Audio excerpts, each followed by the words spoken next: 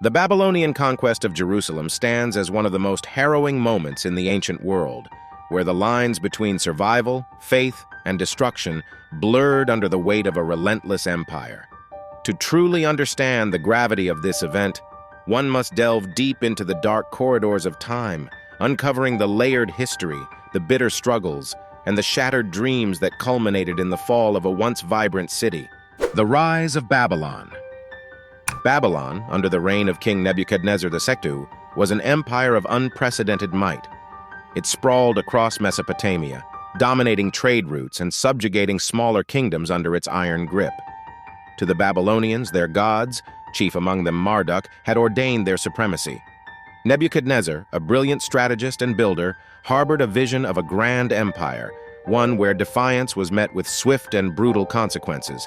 His armies were vast, and their march toward Jerusalem in the 6th century BCE was no ordinary conquest.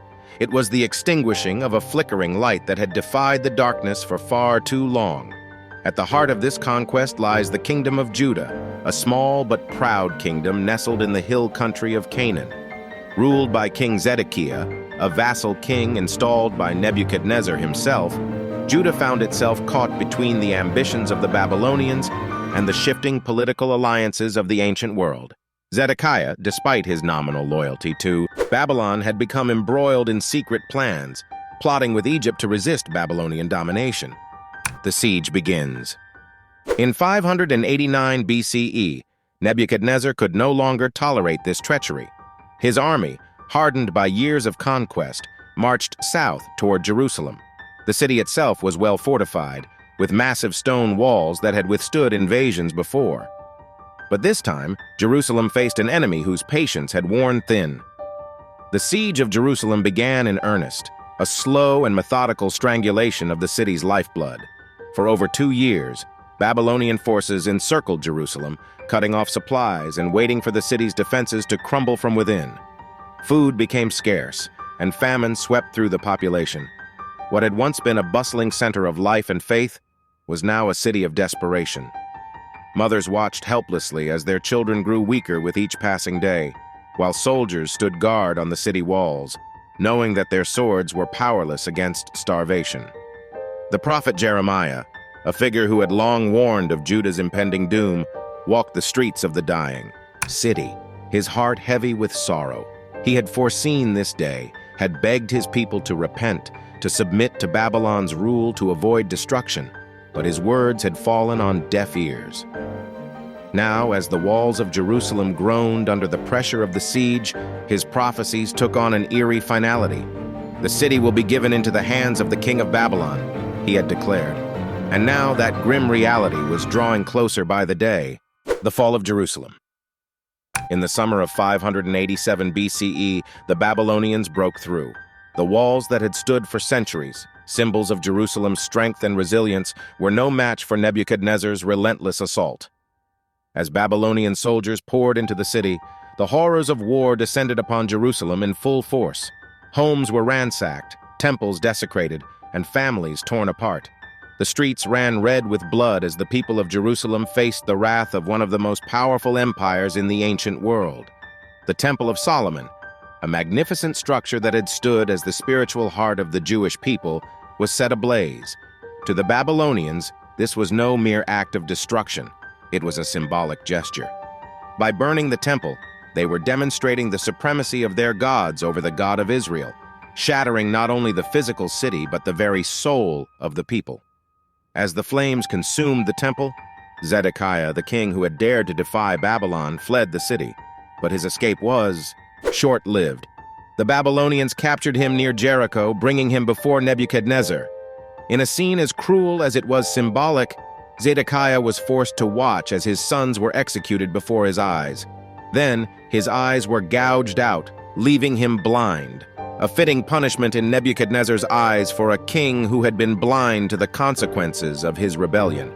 With Zedekiah's fall, Jerusalem was left leaderless, its people either slaughtered or led away in chains.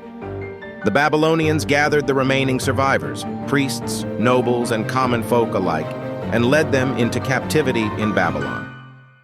This mass deportation marked the beginning of what would later be known as the Babylonian Exile, a period of profound suffering and identity crisis for the Jewish people.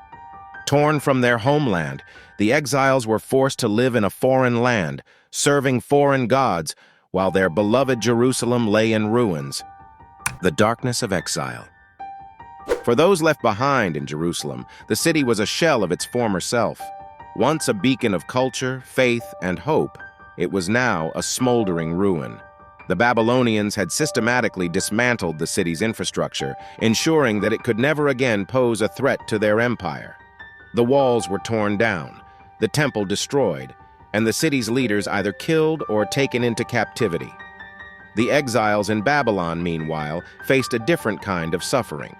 Separated from their homeland, they struggled to maintain their identity in a world that sought to erase it. The psalmist captured the despair of the exiles when he wrote, "By the rivers of Babylon, there we sat down and wept when we remembered Zion." The people of Judah had lost everything, their land, their temple, their king, and now they faced the challenge of preserving their faith in the face of overwhelming adversity. Yet in this darkness, there was a flicker of hope. The prophet Ezekiel, himself an exile, spoke of a future restoration, a time when Jerusalem would be rebuilt, and the people would return to their homeland. His visions, filled with symbolic imagery, offered a glimmer of light in an otherwise bleak period of history. The exiles clung to these prophecies, dreaming of the day when they would once again walk the streets of Jerusalem, free from Babylonian oppression. The legacy of the conquest. The Babylonian conquest of Jerusalem was more than just a military victory. It was a pivotal moment in the history of the Jewish people. It marked the end of the kingdom of Judah and the beginning of the Jewish diaspora, a scattering of the people that would shape their identity for centuries to come. But it was also a time of profound spiritual reflection. In the face of such overwhelming loss, the Jewish people were forced to grapple with deep questions about their relationship with God, their role in the world, and the meaning of their suffering. Nebuchadnezzar's conquest was a lesson in the power of empire, a reminder that even the mightiest cities can fall when they stand in the path of a determined conqueror. But for the Jewish people, it was also a lesson in resilience. Though Jerusalem had fallen, and though the temple lay in ruins, their faith endured. And in time, they would return, rebuild, and rise from the ashes of their defeat. The echoes of the Babylonian conquest would reverberate throughout history, shaping not only the future of the Jewish people, but the course of human history itself.